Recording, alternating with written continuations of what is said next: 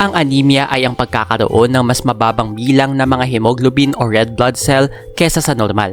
Ang hemoglobin ay ang proteinang matatagpuan sa red blood cell, samantalang ang red blood cell ay ang kulay pulang uri ng dugo na nagdadala ng oxygen at nutrisyon sa iba't ibang mga bahagi ng katawan. Bago natin simulan ng video na ito, huwag kalimutan mag-subscribe sa aming channel para sa mga health and love advice at huwag kalimutan pindutin ang bell button para lagi maging updated sa aming mga bagong videos. Mapapansing maputla at madalas na nangihina ang isang taong anemic. Ito ay dahil sa hindi nakatatanggap ang katawan ng sapat na oxygen. Bukod sa mga ito, maaari ring makaranas ang pasyente ng pagkahilo, pananakit ng ulo, hirap sa paghinga, mabilis na pagdibok ng puso, pananakit ng dibdib, pamimintig ng mga tenga, at pagkakaroon ng malamig na mga kamay at paa. Nagkakaroon ng anemia kapag ang dugo ay nagkulang sa red blood cell. Maaaring ang mga sanhi nito ay ang mga sumusunod. Pagkakaroon ng mga kondisyon na nagdudulot ng pagdurugo gaya ng ulcer, almoranas, cancer at gastritis.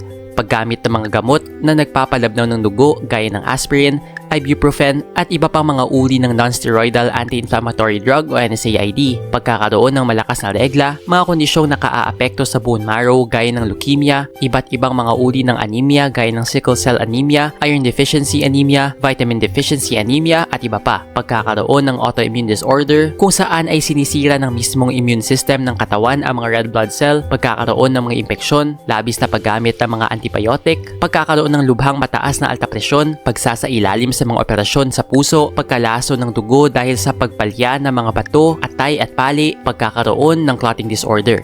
Nag-enjoy ka ba sa video ito? Please hit the like button and subscribe sa aming channel para sa iba pang video tulad nito. Salamat sa panonood!